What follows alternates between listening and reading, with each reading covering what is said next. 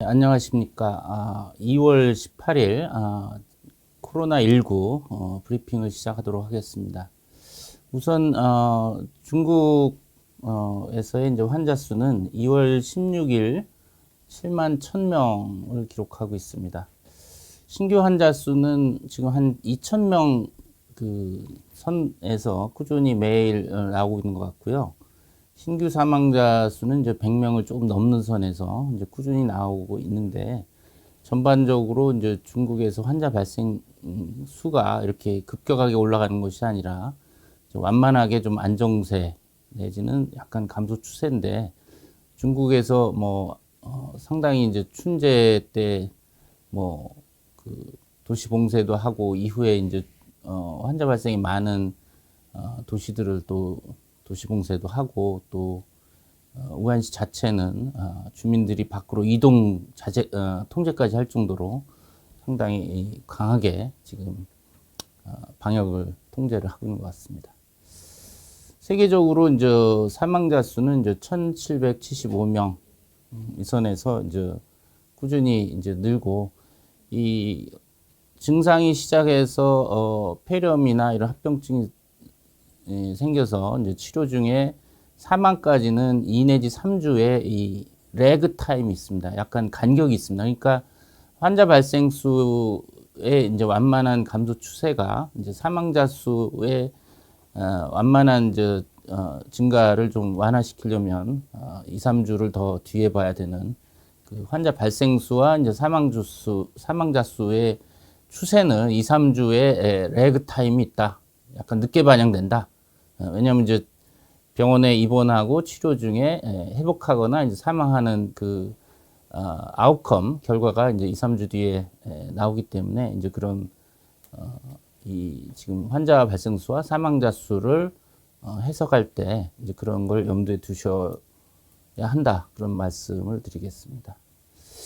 지금 우리나라도 어제 이제 29번째 또 부인이 감염돼서 30번째 환자가 기록이 돼서 이제 지역사회 감염 유행에 대한 지금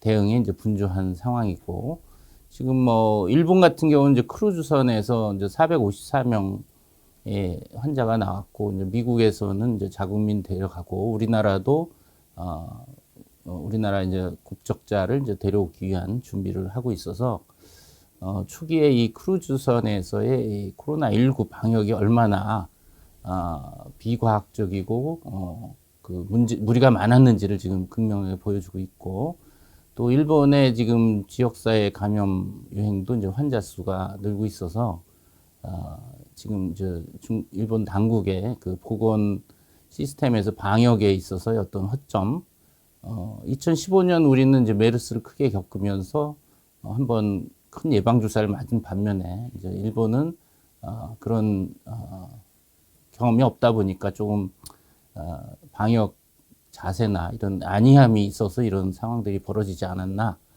이런 추측을 해보게 됩니다. 오늘은 관심들이 많으신 코로나19 치료에 어떤 약물을 쓸 수 있을까? 지난주에도 이제 간단히 살펴보긴 했지만, 좀 더 그 정리를 해서 말씀드리면, 지금 가장 많이 국내에서도 이제 실제 환자 중에 이제 중증 환자, 고령자, 또 만성병 환자에서 걸렸을 때 쓰는 이 로피나비어 리토나버라고 하는 에이즈 치료 약물로 허가를 받고 있고 실제 임상에서 쓰고 있습니다. 소위 이 상품명은 이제 칼레트라라는 것이고요. 이 단백 분해 효소 억제제, 이제 우리가 바이러스가 우리 몸에 들어와서 세포에서 그 증식하고 이런 과정 중에 그 필수적인 단백 분해 효소를 차단해서 바이러스를 이제 사멸시키는 아주 강력한 에이즈 치료제로 돼 있고, 이제 우리가 칵테일 요법을 할 때 들어가는 약의 하나입니다. 그래서 일단은 동물 실험, 임상 시험을 통해서 에이즈 치료제의 효과라든지 안전성은 입증돼 있고, 안전성은 어느 정도 중증은 없고, 만약 있다 하면 어떤 부작용이 있는지 우리가 알고 있기 때문에 지금 코로나19와 같은 신종감염병을 일으키는 바이러스에 대한 치료 약제가 없는 상황에서는 이제 끌어다 쓰는 거죠. 이걸 이제 신약 재창출, 드러그 리퍼포스먼트 이렇게 얘기를 하는데요. 기존의 적응증인 병 이외에 다른 병에 이제 끌어다 쓰는 거죠.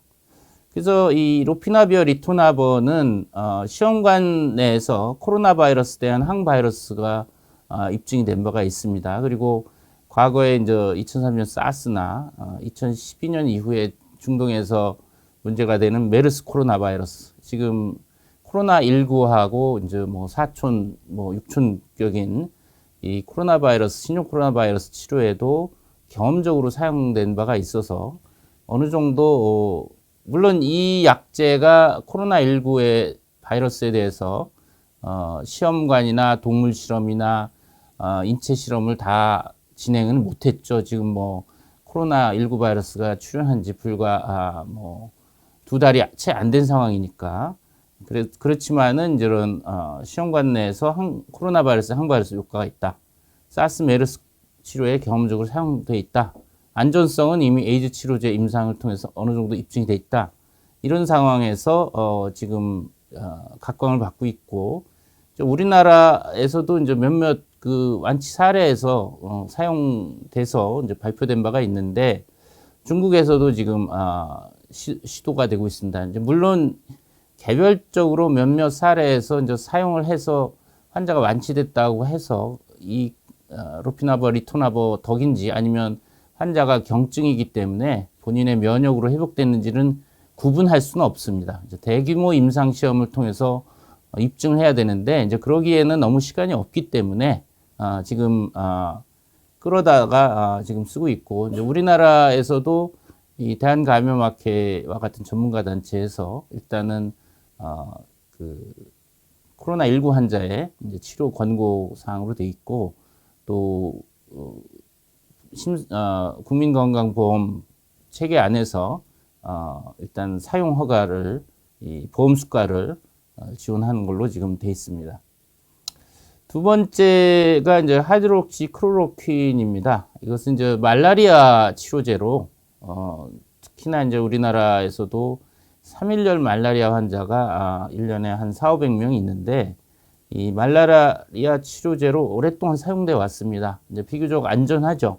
말라리아, 3일열 말라리아 효과가 있고요. 그래서 사스 코로나 바이러스에 이제 항바이러스 효과가 있다라는 이제 시험관의 연구 결과가 있고, 또 그래서 그걸 바탕으로 해서 지금 이 같은 신종 코로나 바이러스인 코로나19, 그러니까 소위 사스 코로나 바이러스 2에도 효과가 있을 걸로 이제 추정이 돼서, 아까 로피나버, 리토나버처럼 드러그 리퍼포스먼트, 신약 재창출이라고 해서 본래 말라리아 적응증으로 허가는 됐지만 그 시험관 내 항바이러스 효과가 있다라는 그 근거를 통해서 지금 우리나라에서도 코로나19 환자의 치료 약물로 로피나비어 리토나버와 함께 지금 하이드록시클로로퀸 이 두 가지 약물을 한국에서도 이제 전문가 학회에서 권고를 하고 있습니다. 물론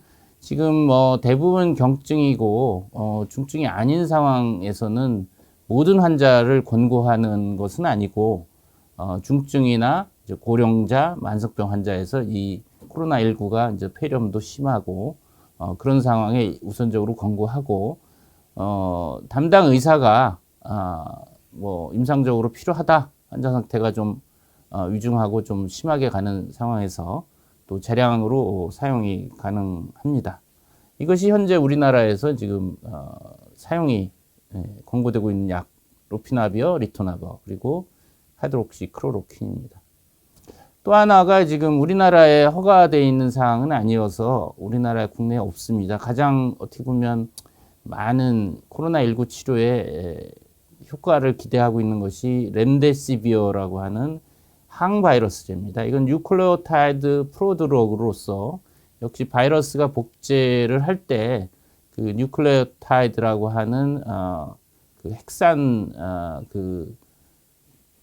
복제 때 필요한 그런 물질에 끼어 들어가서 이 복제를 차단합니다. 그래서 항바이러스 효과를 나타내는데, 이제 워낙에는 2014년 서부 아프리카에서 에볼라 대유행이 있으면서 지금과 같이 치료제는 없고 치사율은 높고 환자는 폭발적으로 발생하다 보니까 약들 여러 가지 약들이 이제 후보 약물로 권고가 됐고 또 개발이 많이 됐는데, 그 중에 이 렘데시비어가 이제 그 와중에 치료제로 개발이 돼서 뭐 3상까지 이제 진행을 됐다고 합니다. 근데 허가가 된 상황은 아니고 지금에 와서는 렘데시비어가 이 시험관에서 코로나 바이러스에 항바이러스 효과가 있다. 특히나 메르스 코로나 바이러스 동물 감염 모델에서 또 이 렘데시비어가 치료 효과가 있다라는 것들이 일부 보고가 되면서 지금 코로나19 신종 코로나인 코로나19 감염증에도 상당히 효과를 기대하고 있습니다. 단지 역시 이것도 충분히 임상 효과나 안전성이나 이런 검증이 안 된 상황에서 응급 상황에서 이제 중국에서 많은 중증 환자가 생기고 사망자가 생기다 보니까 중국에서 일단 우한하고 뭐 몇몇 군데에서 무작위 위약대조 이중맹검 대조 임상 시험을 착수했다고 합니다. 그러니까 약효를 명확히 입증하려면 위약대조 이중맹검 무작위 임상 시험을 해야 되는 거거든요. 예를 들면 한 10,000명 정도의 코로나19 환자를 5,000명씩 무작위로, 그러니까 치료받는 환자도 모르고 투약하는 의사도 모르는 상황에서 무작위로 10,000명 중에 5,000명은 렘데시비어를 투약을 하고 또 5,000명은 렘데시비어 모양과 똑같은 구분이 안 되는 A양을 위약 플라세보를 투약을 합니다. 그래서 환자도 모르고 투약하는 의사도 모르고 또 A양으로도 구분이 안 되는 이 무작위로 이 10,000명을 두 군으로 나눠서 두 군이 기본적으로 나이, 성별, 기저질환 이런 게 유사하겠죠. 그렇게 투약을 해서 나중에 이제 자료를 분석해서 렘데시비어 투약군이 의약군보다 통계적으로 유효하게 사망률이 낮다, 아니면 합병증 발생이 줄었다, 이런 유의성만 보인다면 이건 이제 확실히 효과가 있다라고 이제 결론을 내릴 수가 있는데, 지금 중국에서 착수했다라는 얘기가 있습니다. 미국에서도 첫 코로나19 환자를 이제 저널에 발표했을 때 이제 그 환자의 치료 경과에 이제 렘데시비어를 사용한, 그러니까 이런 응급 신종감염병 공중보건 위기 상황에서 기존에 허가된 약도 없고 환자가 위중하다. 그럴 때는 이제 기존에 허가는 안 됐지만 약효가 어느 정도 인정된다고 의사가 판단하면 compassionate use 프로그램이라고 해서 동정적 사용이라고 해서 사용하는 그런 프로그램들이 있습니다. 이제 그런 측면에서 이제 지금 사용되고 있고, 우리나라에서도 만약 중국에서의 효과가 이 렘데시비어가 효과가 있다. 그리고 우리나라에서도 한번 이 렘데시비어 국내 허가 내지 국내 안 들어와 있긴 하지만 전문 학회하고 정부 규제 당국하고 한번 논의해서 이 추이를 보면서 국내 환자 발생이나 여러 가지 중증도를 봐서 필요하면 이제 국내에도 좀 동정적 사용 방법을 통해서라도 사용할 수 있는 기회를 한번 시도해보는 것이 어떨까, 이렇게 생각을 해봅니다. 또 하나가 지금 회복기 환자 혈장, 컨발레센트 플라즈마라고 해서 어제 중국 신화통신에서도 뉴스가 나왔는데, 전통적으로 오래전부터 치료제가 이제 없는 상황에서 어떤 병을 앓고 회복한 사람의 혈장에는 그 바이러스에 대한 중화항체, 바이러스를 무력화시키는 면역 항체가 있다라는 가정하에 회복한 환자의 혈장을 환자한테 치료제로 이제 투약하는 것이 전통적으로 한 100여 년 전부터 시행되어 왔습니다. 그러니까 1918년 스페인 대유행 때도 그때 원인이 인플루엔자인 줄 몰랐지만 다수 사망자가 생기면서 회복한 사람의 혈액에는 뭔가 면역 물질이 있다. 바이러스를 퇴치하는 면역 물질이 있어서 회복했다라는 가정하에 그 혈장을 실제 중증 환자에 투약하는 그런 오랜 전통이 있습니다. 그리고 뭐 에볼라 때도 그랬고 이제 우리나라 2015년 메르스 때도 시도한 바가 있어서 이번에도 이 코로나19에 지금 뚜렷한 치료제가 없는 상황에서 코로나19에서 회복한 사람의 혈액에서 혈장 부분만 추출합니다. 뭐 적혈구나 이런 거는 혈액 그 도네이션하는 이 혈액을 혈장을 도네이션하는 분의 본래 혈액으로 돌려주고 혈장 부분 항체가 있을 걸로 생각하는 혈장 부분만 뽑아서 환자한테 투약하는 지금 중국 우한에서 한 명한테 투약을 했더니 회복이 됐다. 나머지 10명을 지금 투약 계획이다. 라는 것이 신화통신의 보고고 역시 뭐 이 숫자가 많지 않아서 의미를 지금 크게 부여할 수는 없으나 앞으로 이제 중국에 환자가 많기 때문에 다수의 환자를 대상으로 해서 투여를 해보면 효과를 좀 더 입증할 수 있겠죠. 과학적인 방법으로. 이 회복기 혈장은 뭐 특별히 신약도 아니고 어떤 특별한 허가를 요구하는 사항은 아니라고 봅니다. 기존에도 우리가 혈장 교환술이라고 그래서 이제 큰 병원에서는 환자로부터 혈장을 추출해서 또 중증 환자한테 투약하는 그런 시스템들이 있기 때문에 국내에서도 한번 중증 환자들이 있게 되면 회복기 환자의 혈장을 물론 회복하신 환자분이 코로나19 환자분이 기증하는 도네이션하는 그런 절차가 이제 필요하겠지만 국내에서도 한번 시도해 봄직하다. 물론 이 회복기 혈장에 이 코로나19 뭐 사스코비2 바이러스에 대한 항바이러스 효과, 바이러스를 무력화하는 항체가 있는지를 이제 연구도 해야 되고 좀 더 정교하게 항체 효과도 측정하고 이런 연구가 같이 병행해야 되겠는데 우리나라 이제 보건 당국에서도 좀 이런 부분에 대해서 그 지원을 아끼지 않아야 된다고 좀 생각을 합니다. 이상이 이제 지금 그 코로나19 환자의 치료에 이제 각광을 받고 있는 로피나비어, 리토나버, 하이드록시클로로킨, 그다음 렘데시비어, 또 회복기 혈장에 대한 간단한 그 말씀을 드렸습니다. 지금 이제 어제 또 지금 이제 관건이 이 코로나19 환자는 대부분 경증이다. 독감을 좀 심하게 앓거나 일부에서 이제 폐렴 환자가 있다. 라는 건 이제 잘 알고 있죠. 이제 그렇지만은 사실은 노인 뭐 80대라든지 또 암 환자라든지 과연 어떤 고위험군이 중증으로 가고 사망의 위험이 높은지를 아는 것이 굉장히 중요합니다. 우리가 뭐 전반적으로는 치사율이 낮다고 하지만 특별히 취약한 층에 대한 보호 예방 대책이 좀 필요하기 때문에 그런 부분에서 이제 중국에서의 뭐 임신부나 영화에서 자료를 이제 소개를 해드렸는데 지금 암 환자에서의 지금 사스코비2 코로나19 감염 환자에 대한 보고입니다.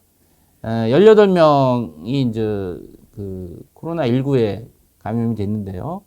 1월 30일까지 중국 31개 성에서 코로나19 환자 1,590명 중에 1% 정도 약 18명이 암의 병력이 있거나 암 환자였다고 합니다. 그래서 이 코로나19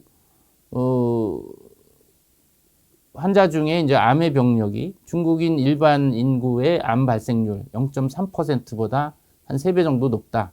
그 얘기는 이제 암 환자들이 또 코로나19에 감염 위험이 높다라는 걸 간접적으로 시사하는 거고요. 그 중에서도 18명 중에 이제 폐암이 가장 많고 현재 항암 치료 중인 분이 4명이었다. 그러니까 지금 이제 코로나19가 주로 급성 호흡기 감염을 일으키고 폐렴을 일으키고 호흡 부전 이런 걸 일으키기 때문에 이 폐암 또 폐질환 있는 분들이 더 취약하다라는 시사점을 주고 있는 것이고요. 지금 이 코로나19 1590명 중에 암이 있는 18명과 없었던 나머지 그 코로나19 환자를 이제 비교했을 때는 이 암이 있었던 환자들은 고령자다. 63세로 이제 49세 암이 없는 환자보다 높다. 아무래도 이제 고령자에서 암의 발병률이 높으니까 이제 그런 것들이 반영됐고, 끼견 담배를 피우는 분들이 22%로 이제 암이 있는 환자에서 없는 환자 7%보다 높다. 당연히 이제 담배를 피면 호흡기에 질환도 생기고 암 발생률도 높고 호흡기에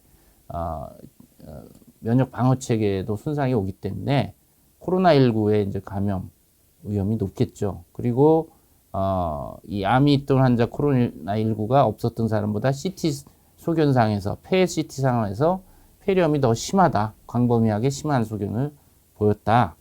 그리고 이 중증 경과, 중환자실 치료를 받거나 인공 호흡기 치료를 받거나 사망 위험이 더 높았다.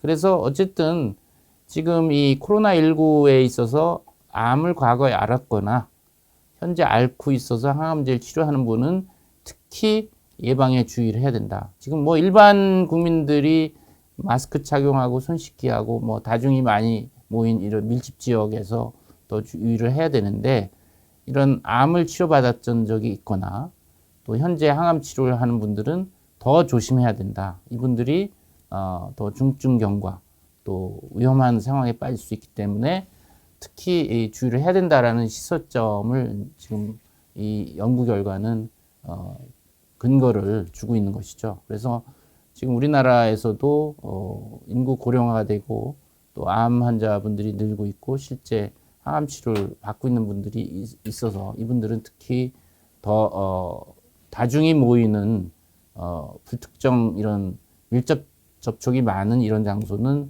피하시는 것이 좋겠고, 외출을 할 때도 마스크 착용 또 손 씻기 아니면 손소독제를 좀 가지고 다니시면서 필요할 때 손소독제로 손세정을 하는 그런 습관을 들이시는 것이 중요하겠다. 이런 의미를 전달드리고자 합니다. 이상 제가 이제 준비한 자료를 말씀드렸고 이제 질문을 받도록 하겠습니다. 네, 며칠 있으면 이제 코로나19가 발발한 지 한 달이 되는데요. 그동안을 평가한다면 어떻게 생각하시는지? 예, 이제 중국에서 2019년 12월 31일, 그러니까 작년 말에 WHO에 우한에 뭔가 계절성 폐렴이 돈다. 그리고 이제 10일 정도 있다가 1월 10일경에 이제 이것은 신종 코로나 바이러스다. 메르스 코로나 바이러스나 사스 코로나 바이러스인 제3의 신종 코로나 바이러스라고 밝히고 1월 20일 날 우리나라가 이제 중국에서 입국한 여행객 여성으로부터 첫 환자가 발생했고 현재 30명이 확진이 됐습니다. 뭐 하루에 한 명꼴 정도로 확진된 거네요. 이렇게 보니까 평균. 그래서 상당히 숨가쁘게 달려왔고 보건당국도 아주 선방을 했다고 볼 수가 있고 국민들도 많은 놀람과 이제 걱정들은 하셨지만 그래도 2015년에 이제 그 초기에 상당히 당황해하고 많은 두려움이 있었던 것보다는 그때보다는 좀 더 차분해졌다라는 좀 생각을 합니다. 그런 부분에 있어서 이제 국민들의 이제 시민 의식이 성숙해졌다라는 점에 제가 그런 느낌을 말씀드리고요.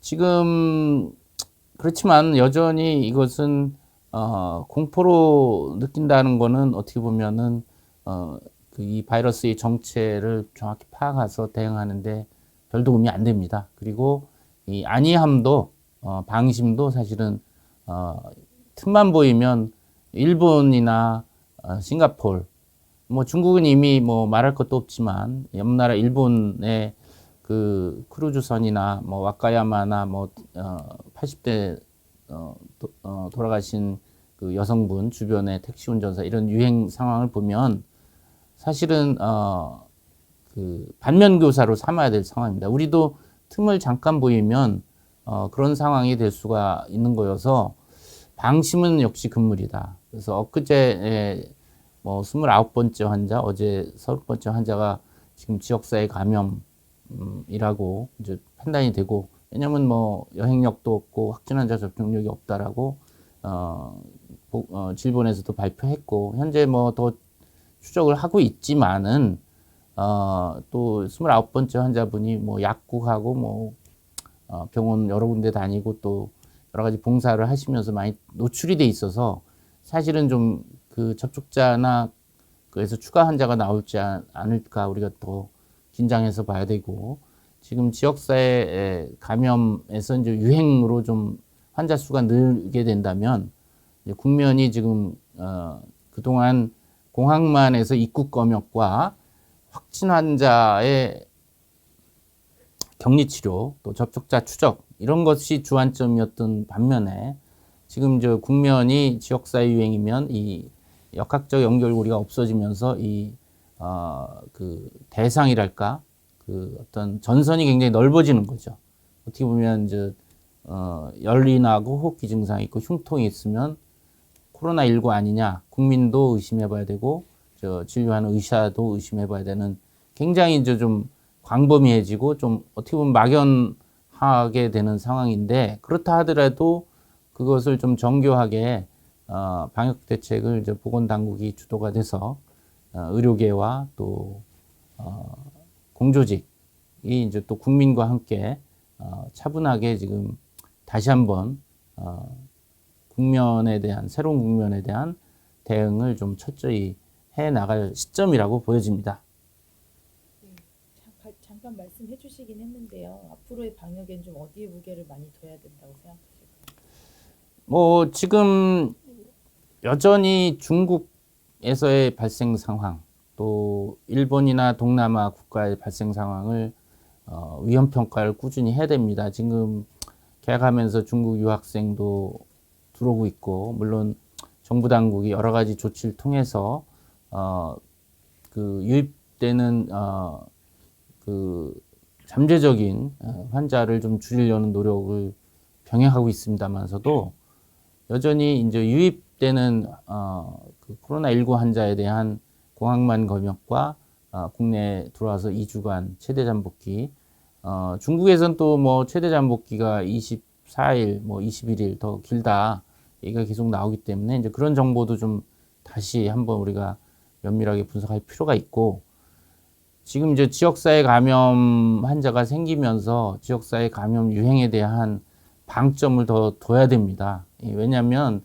이것이 단순하게 급성 호흡기 감염증이 유행하는 것이 아니라, 그렇다면 우리가 인플루엔자 독감 유행하는 것처럼 생각할 수도 있는데, 사실은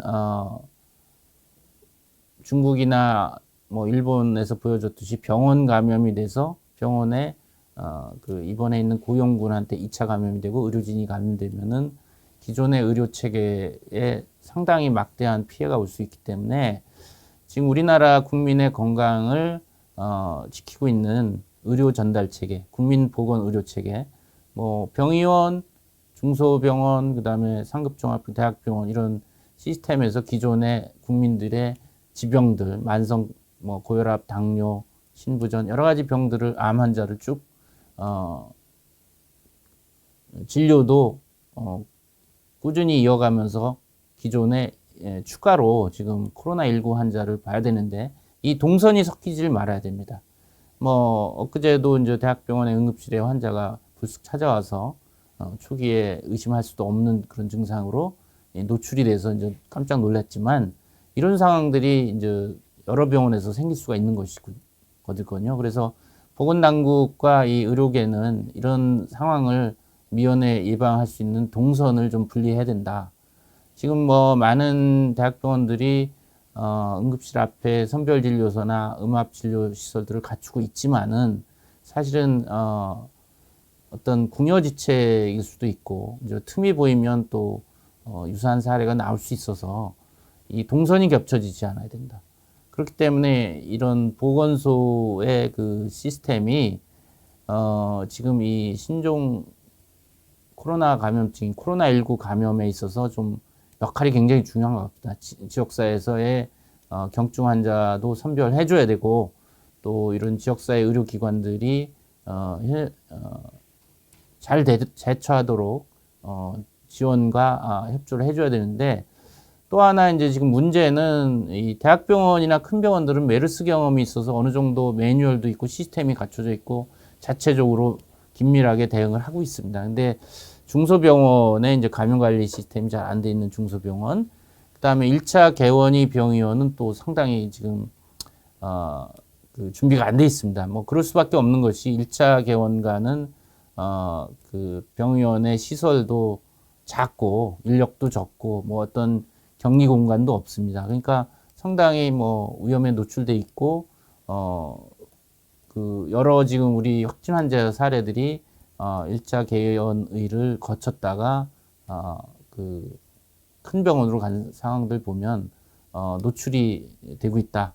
부지불식간에 노출이 되고 있기 때문에 1차 병의원의 역할, 그다음 1차 병원이 어떻게 코로나19에서 안전하게 환자를 진료할 수 있는 이런 대책을 좀 자세히 세워야 되겠고, 또 국가음압유지격리병상을 갖고 있는 뭐 국공립병원, 또 국립중앙의료원, 또 지방의 각 의료원들의 역할, 뭐 국가적인 전염병 재난 상황이니까 사실은 제 우선적으로 이 코로나19의 뭐 전염병 유행 방역에 있어서 보건당국과 함께 이 국공립 병원들 국가음압유지병상을 이제 국가 예산으로 지원받고 있고 의료원들의 역할이 굉장히 중요하다고 보여집니다. 물론 뭐 인력이나 이런 부분이 이제 부족한 지방 의료원 같은 데도 좀 인력을 좀 보충해야 되겠고, 또 이 뭐 물자도 지금 N95 마스크나 방호복이나 손세정제나 이 음압 유지하는 그런 기구들이나 이런 것들이 현재는 환자 수가 그렇게 뭐 아주 많은 상황은 아니니까 감내할 수 있지만, 만약 환자가 는다 하면은 다 이제 부담이 될 수 있거든요.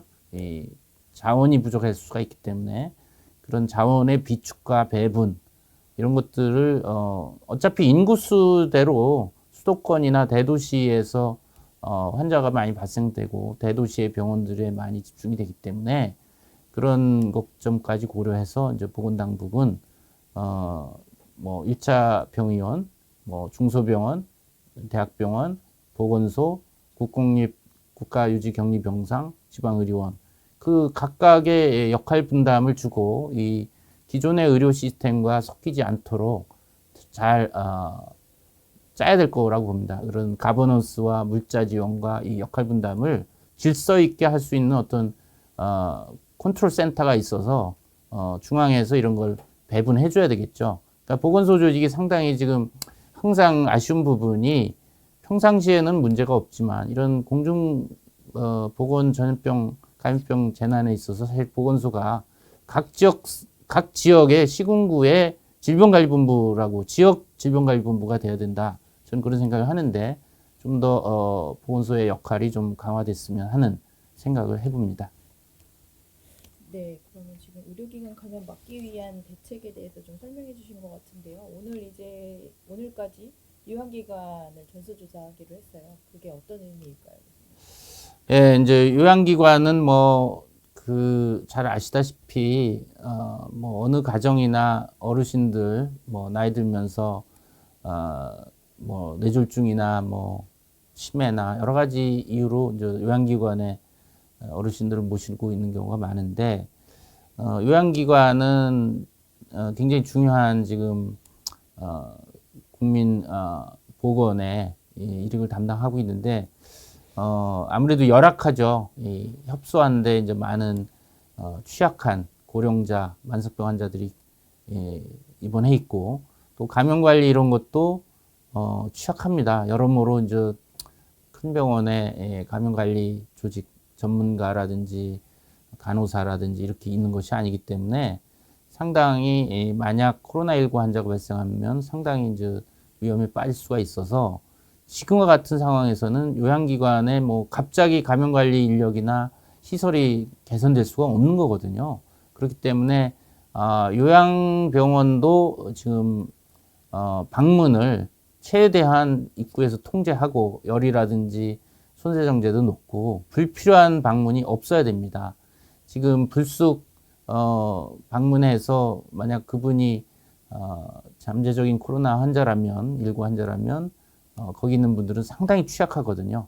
중증이라든지 심한 경과로 갈 수가 있기 때문에 이 요양기관은 거의 이제 그 출입을 완전히 통제하고 이제 들어오시는 분이 꼭 필요한 분이면서 열이나 호흡기 증상이 없는 분만 이렇게 그 출입을 하시도록 하고 이제 많은 간병인 분들이 아무래도 이제 조선족 동포라든지 이런 중국 동포들이 많은데 그분들이 지금 뭐 사실 이 요양기관의 간병인의 중추적인 역할을 하고 있어서 그분들을 배제할 수는 없거든요.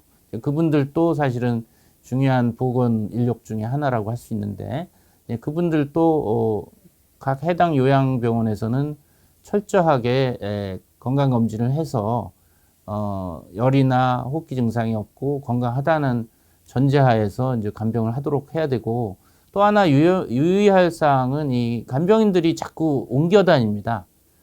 어떤 한 병원에 이렇게 붙박이로 있는 게 아니라 아무래도 이제 여건상 여러 병원을 옮겨 다녀서 사실은 메르스 때도 저희들이 겪었지 않습니까? 메르스 환자를 간병하는 간병인들도 많이 여러분이 이제 감염이 됐었는데 지금과 같은 상황에서는 각 요양기관에서 이런 간병인들이 여러 병원을 자주 바꾸면서 옮겨서 이제 간병하기보다는 좀 안정적으로 이 위기 상황에서는 한 요양기관에 이렇게 일정하게 있는 식으로 하는 것이 안전하지 않을까. 왜냐하면 자꾸 바뀌면 불쑥 그 중에 이제 감염자도 있을 수가 있어서 그런 부분이 필요하다고 봅니다. 갑자기 뭐 요양기관의 감염관리 인력이나 시설이나 이런 자원이 갑자기 향상될 수는 없거든요. 그러니까 지금과 같은 엄중한 신종감염병의 유행 시기, 어떤 태풍이 부는 시기에는 일단은 문을 걸어 잠그고 안전하게 지키는 것이 지금 중요하다고 보여집니다. 네, 일본 같은 경우는 지역사회 감염자가 이제 중국에서의 유입 감염자를 좀 추월했는데요. 이게 어떤 의미가 있을지 그리고 혹시 참고할 만한 사항이 있을지. 예, 앞서도 말씀드렸지만 일본의 상황을 보면 참 우리가 알고 있는 일본의 뭐 경제 수준이나 보건 의료 수준에 비해서는 크루즈선을 대하는 것도 14세기식의 이제 그런 검역 쿼런틴 모습이고 이제 그걸 보므로 해서 일본에서 왜 저럴까 저도 의구심을 많이 가졌는데 그러다 보니까 크루즈선에서 뭐 454명의 환자가 생기고 많은 나라에서 이제 자국민 데려가는데 단적으로 그런 크루즈선에 신종 코로나 환자 발생했는데 이 대처하는 걸 보면서 뭔가 느슨하다라고 생각했는데 역시나 지역사회에서 지금 환자 수가 중국 유입 환자보다 늘 정도로 이미 지역사회 물론 뭐 일부 지역이긴 하죠. 지금 뭐 규슈나 시코쿠 이런 데는 환자는 아직 없다고 하는데 지금 홋카이도 뭐 오키나와까지 지금 환자들이 발생하고 지금 와카야마라든지 뭐 이런 지역은 이미 지역사회 유행이 시작돼 있어서 우리가 보고 있는 건 항상 빙산의 일각을 보고 있다라고 생각하시는 것이 바른 인식이라고 보여집니다. 그래서 일본이 사실은 우리가 기대했던 수준보다는 이제 방역 대처 능력이 좀 떨어지고 사실 뭐 지금이라도 좀 과감하게 해야 되는데 일본에 대한 정보가 한정적입니다. 뭐 뉴스를 잘 해도 정확하게 어떻게 하고 있는지가 잘 또 안 보이는 부분이 있어서 그런 부분에 있어서 역시 일본도 어떤 정보 공개라든지 투명성에 있어서 좀 부족하다라는 이제 느낌을 줄 수가 없고 우리가 일본의 그런 상황을 보면서 앞서도 말씀드렸지만 반면교사로 삼아야 된다. 사실은 5년 전에 우리가 메르스 때문에 곤욕을 치를 때 많은 나라들이 지금 중국이나 일본 보듯이 한국이 왜 그런 높은 경제 수준인데 왜 저렇게 메르스에 뚫렸을까? 우리가 그런 눈총을 좀 받고 있었던 상황이었거든요. 그래서 사실은 일본의 그런 상황을 보면서 우리가 유쾌하지만은 않은, 우리도 이제 그런 경험이 있었기 때문에 그런 이제 느낌이 있고요. 그럴수록에 우리도 자칫 방역에 틈을 보이면 일본처럼 또 환자들이 많이 늘 수가 있기 때문에 사실은 일본의 현실을 우리가 반복하지 않기 위해서 반면교사를 삼아서 지금 꼼꼼하게 한 달 정도 우리가 됐다고 했는데 이것이 뭐 9의 말은 아닙니다. 뭐 1의 말일지 2의 말일지 모르지만 일단은 그 잠시 숨을 고르면서 지금 국면에 대한 냉철한 평가를 통해서 우리가 방역에 있어서 빈틈이 없는지 그렇게 철저히 할 때만이 우리가 이 신종 코로나로 인한 국가 재난 상황을 좀 스무스하게 큰 피해 없이 넘길 수 있다고 봅니다. 어차피 끝나는 겁니다. 끝나긴 하는데 얼마나 피해를 적게 받고 일찍 끝내느냐. 뭐 우리 혼자만의 일은 아니고 이제 글로벌한 지금 공중보건 위기 상황이기 때문에 뭐 중국이나 일본 또 WHO 뭐 이런 데와 상황도 공조하면서 우리도 지켜야 되는 그런 상황인 것 같습니다. 네, 그리고 어제 아까 혈장 치료제 얘기해 주시긴 했는데요. 완치자의 혈액으로 백신을 제조할 수 있느냐 이런 얘기가 있는데 가능한 건가요? 그러니까 완치자의 혈액으로 이제 백신을 만드는 건 아니고요. 우리가 이제 지금 이 코로나19의 그 병리 기전 또 코로나19와 우리 면역 시스템이 어떻게 싸우고 우리 면역 시스템의 어떤 세포와 어떤 항체가 코로나19 바이러스를 퇴치하는지 지금 대다수의 뭐 치사율이 2%라고 중국에서 하니까 98%는 완치한다라고 이제 보는데 대부분은 면역 시스템에서 바이러스를 퇴치하는 거죠. 그래서 거기에 이제 항체, 혈장에 있는 항체도 역할을 할 것이고, 뭐 림프구라든지 여러 가지 세포들이 이제 면역 시스템을 구성하고 있기 때문에 지금 회복기 환자의 혈장으로 이제 바이러스를 중화시키는 항체가 있으리라고 해서 이제 투약을 하고 있는데 시도하고 있습니다. 시작을 하는데 연구가 필요합니다. 과연 우리 면역 시스템의 어느 세포 또는 어떤 사이토카인 물질 또 어떤 항체가 기능을 하는지 그리고 이 신종 코로나 바이러스, 코로나19 바이러스의 약점이 무엇인지를 연구를 해야 됩니다. 그러니까 약점을 발견하면 그 부분을 파고드는 그 항체라든지 치료제 또 백신을 개발할 수가 있거든요. 그래서 이 회복기 환자의 혈장으로 백신을 제조하는 건 아닙니다. 어쨌든 이 바이러스의 약점 그 부분 항원을 찾아서 우리 면역세포가 집중 공격해서 무력화시는 바이러스의 약점 부분을 찾아서 그 부분을 약독화하거나 뭐 성분을 만들어서 백신을 만들어서 이제 주사를 하는 것이죠. 그게 이제 백신인데 혈장만으로 만드는 건 아니다. 연구를 해야 된다. 지금 우리나라에서 뭐 방역에 바쁘긴 하지만 긴급하게 뭐 연구 개발 예산을 투입해서 이제 치료제나 백신 개발한다고 했지만 그 연구비를 보면 굉장히 적습니다. 그렇게 적은 연구비로 뭐 단기간에 할 수 있을지는 참 의문이어서 참 이런 시국에 우리가 방역도 철저히 해야 되겠지만 좀 통 크게 혈장 치료나 아니면 항체 연구나 또 백신 연구를 통 크게 지금 연구 개발 투자를 해야 된다고 보는데 이런 부분이 아마 이제 우리나라의 생명과학 기술이나 그런 높은 수준을 좀 이용해서 하면 바이오텍이 발달됐다고 하는데 사실 이런 상황에서 이제 활용을 해야 되는 것이거든요. 통 크게 좀 많은 투자를 하는 그런 부분이 안 보입니다. 제가 보기에는 한다고는 했는데 액수가 적어서 과연 저래 가지고 어떤 가시적인 치료제나 백신이나 이런 게 보일 수 있을까 하는 좀 아쉬움은 있습니다. 네. 그리고 코로나19에 감염되고 나면 폐섬유증이 생길 수 있다는 얘기도 있던데요. 이게 사실일까요?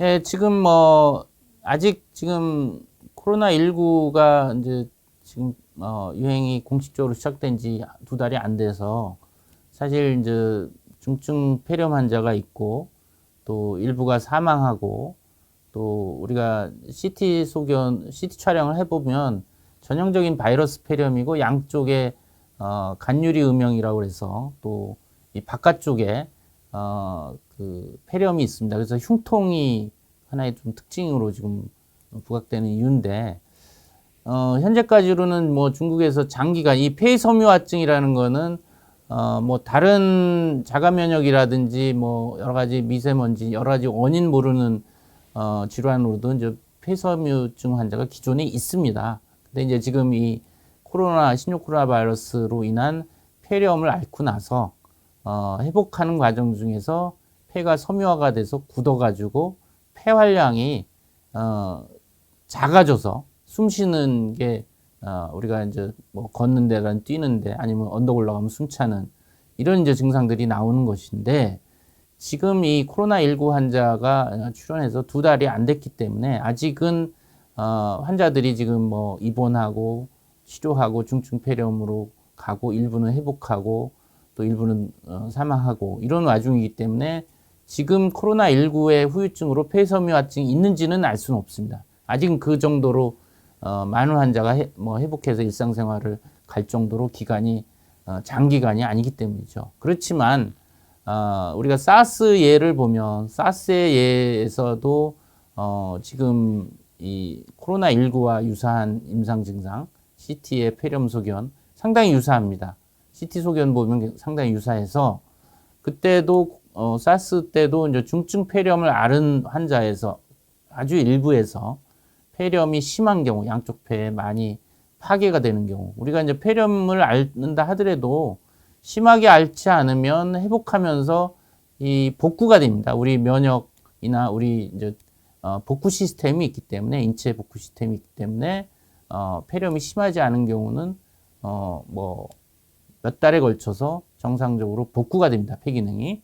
근데 문제는 이제 폐렴이 심해서 인공호흡기를 사용한다든지 에크모와 같은 중증 치료를 하는 위중한 환자들은 폐가 양쪽이 다 뭐 출혈도 있고 뭐 우려도 있고 이런 경우는 우리 폐 안에는 이 꽈리가 여러 개가 있습니다. 꽈리가.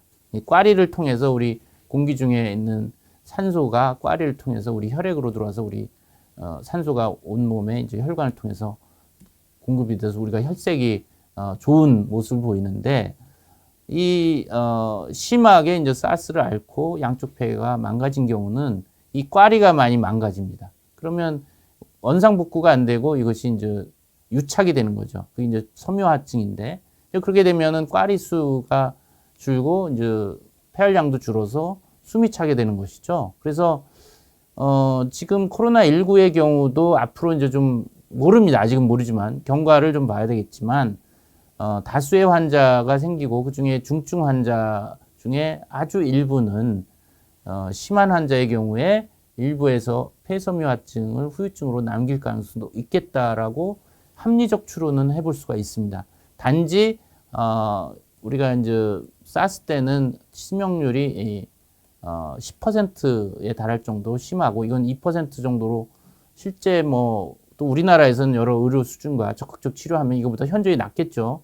그렇기 때문에 이 사스보다는 중증도가 낮아서 폐섬유화증으로 실제 가는 환자들이 소수는 있겠지만 그렇게 많지는 않으리라고 이제 예상을 좀 해봅니다. 네, 이렇게 확진자가 발생했다고 하면 이제 여러 곳에서 방역하는 모습들이 보이는데요. 이렇게 분사형으로 이렇게 방역을 하는데 이게 충분한 조치일까요? 예, 뭐 연막 소독기라고 하면 우리가 여름철 뭐 장티푸스나 콜레라 방역한다고 그래서 이 골목골목 연막 소독하고 아이들이 이제 쫓아다니면서 재밌어하는 그런 추억들이 있는데 지금 분사형 방역을 이제 중국에서도 우한시 보면 하는 거를 이제 우리가 동영상을 통해서 볼 수가 있는데 중요한 거는 이 분사형 방역에 들어있는 소독제 성분과 또 실제 이 코로나19의 원인인 사스코비2 바이러스에 대한 살균력 효과를 일단 좀 검증을 하고 그런 다음에 효과가 있는지를 확인해야 되겠는데 제가 이제 분사형 방역에 지금 들어있는 소독제의 성분과 그 농도, 그 노출 이런 것들이 제가 정확한 자료는 없습니다. 그걸 좀 보고 판단해야 되겠는데 뭐 앞서도 말씀드렸지만은 모든 소독제가 그 사스코비2 바이러스의 효력을 갖고 있는 건 아닙니다. 차수 염수산 나트륨이라든지 에탄올, 알코올 같은 것들이 60% 이상일 때 소독 효과가 있는데 또 하나는 과연 이 분사형 방역이 길거리에 이렇게 하는 것이 과연 올바른 장소냐? 지금 우리가 이제 확진 환자가 이제 다녀간 실내라든지 공공장소라든지 이런 데에 기침 재채기를 하면서 바이러스가 그 표면에 상존하고 그것이 포마이트가 돼서 간접 접촉으로 전파가 되는데 사실 길거리에 그 환자들이 얼마나 그 확진 환자가 다니면서 기침해서 오염시켰는지 굉장히 그거는 확률이 낮다고 봅니다. 이제 그런 이 분사형 방역의 소독제 선택과 방법이 효력이 있느냐 하는 문제, 또 길거리에 이 확진 환자가 얼마나 이 바이러스를 노출시켜서 그것도 가능성이 굉장히 낮아서 오히려 지금 입증이 된 소독제로 확진 환자가 다녀간 음식점이 됐든 여러 장소를 표면을 꼼꼼하게 사실 이 그냥 뿌리는 것보다는 뿌리게 되면 이게 이제 공기 중에 비산이 되면서 농도가 떨어집니다. 소독제의 농도가. 그래서 이 표면에 있는 바이러스를 죽이려면 그 충분한 농도로 올바른 소독제로 표면을 닦아서 일일이 그 소독제를 적셔서 표면을 닦아서 마찰을 통해서 바이러스를 죽이고 제거를 해야 되거든요. 그래서 지금 이런 그 분사형 방역이 과연 실효성이 있을까? 좀 검토가 필요하긴 합니다만서도 제가 보기에는 그 부분에 대해서는 좀 구체적으로 이게 효과가 있다라는 걸 입증을 하고 하시는 게 좋지 않을까. 오히려 이제 그거보다는 지금 부족한 마스크나 손소독제를 지자체가 나눠주는 것이 더 현실적으로 국민들한테 도움이 되는 것이다.